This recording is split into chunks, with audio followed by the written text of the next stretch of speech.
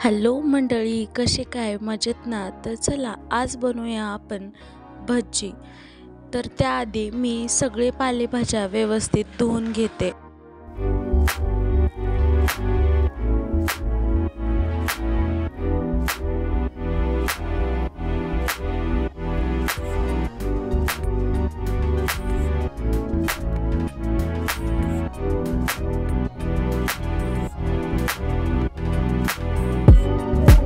बघू शकता इथं तुरीचे सोले आणि हरभऱ्याचे सोले मी उकडून घेतले आहे आणि मी ते एक गिलास घेतला आहे आणि चिंचेचं पाणीही चांगल्या प्रकारे चाळून घेतलेलं आहे. अर्धी वाटी मिरचू आणि अर्धी वाटी मीठ घेतलेलं आहे आणि थोडीशी हळद, एक गड्डी कांद्याची पातीची आणि 2 गड्ड्या मेथीच्या आणि अर्धी गड्डी ही कोथिंबीरची घेतलेली आहे. चला बघूया आपण.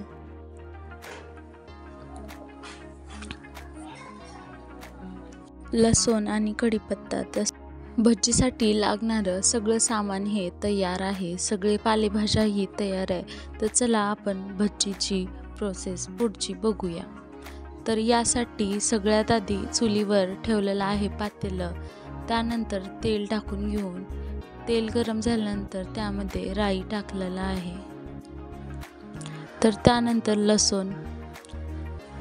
आपल्याला लसूण चांगल्या प्रकारे फ्राय करून, लसूण फ्राय झालेला आहे तर आपण यामध्ये कोथिंबीर टाकून घेतलेला आहे.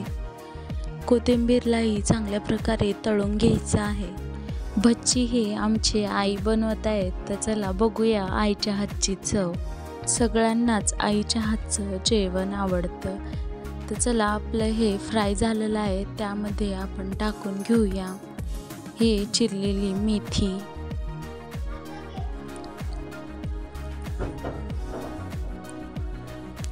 आपल्याला मेथी टाकून व्यवस्थित फ्राय करून घ्यायचं आहे.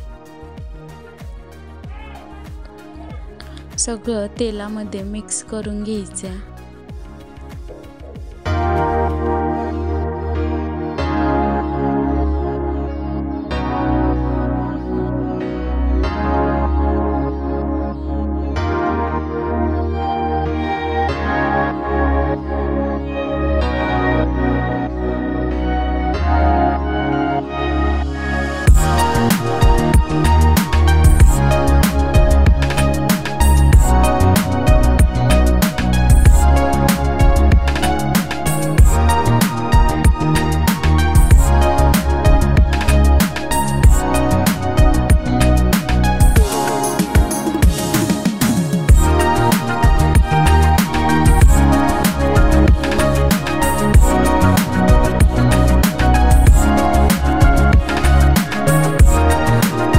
सगळे पालेभाज्या हे व्यवस्थित फ्राय झालेले आहेत. आपण यामध्ये चिंचेचं पाणी टाकून घेऊया.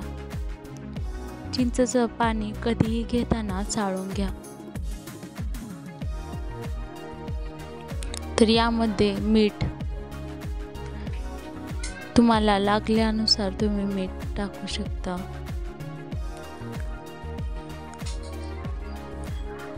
मिरची टाकत आहे. आम्ही हे 10 माणसासाठी भजी बनवत आहोत त्याप्रमाणे आम्ही सगळं सामान घेतलेलं आहे.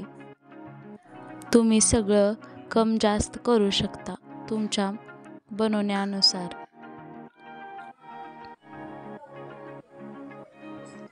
आपल्याला सगळं मसाले वगैरे टाकून सगळं व्यवस्थित मिक्स करून घ्यायचं आहे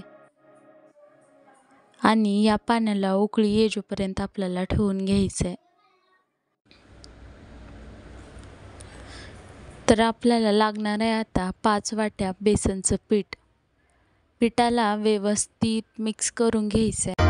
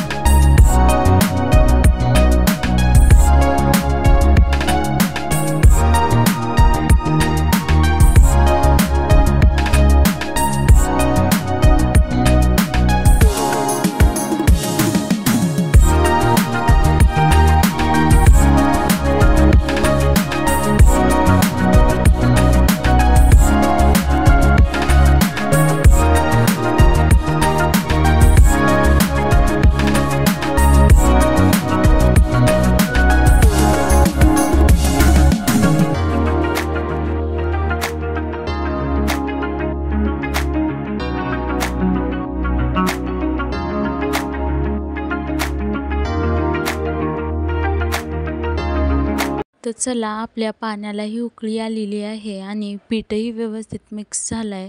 थोडं थोडं घेऊन आपल्याला पीठ ह्या पाण्यामध्ये सोडायचं आहे. बघू शकता, आपल्याला व्यवस्थित मिक्स करायचं आहे.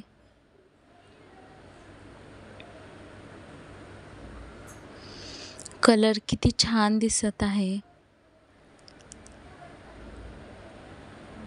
आपल्याला सगळं व्यवस्थित मिक्स करून घ्यायचं आहे आणि 5 मिनिटे असंच ठेवायचं आहे.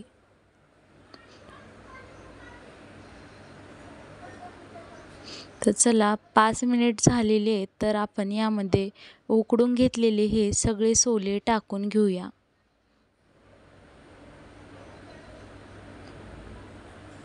आपल्याला हे सोले नंतर टाकायचं आहे.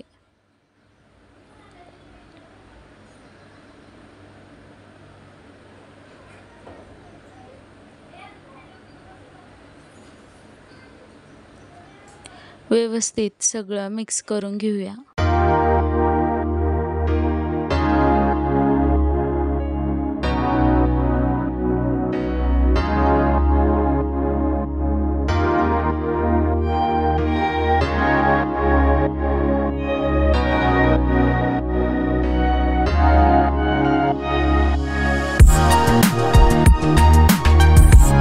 तर आपण भज्जीला शिजवून घेतलेलं आहे. तर भज्जी म्हटल्यानंतर भाकर तर हवीच ना. तर चला, भाकर बघूया. सगळं पीठ व्यवस्थित चाळून घेऊन आई आता पीठ हे मळून घेत आहेत. पिठाला जास्ती वाढोळ मळायचं आहे, त्यामुळं आपली भाकर ही टमटमीत फुगून येते.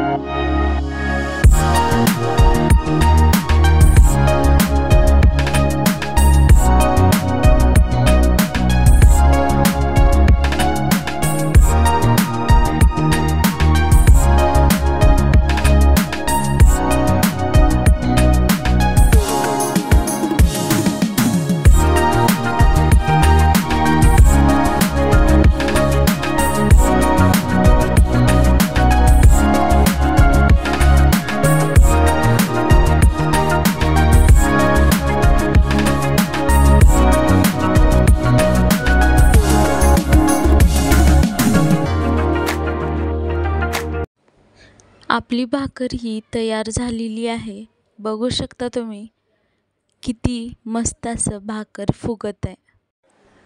बघा, आपली भाकर ही तयार आहे.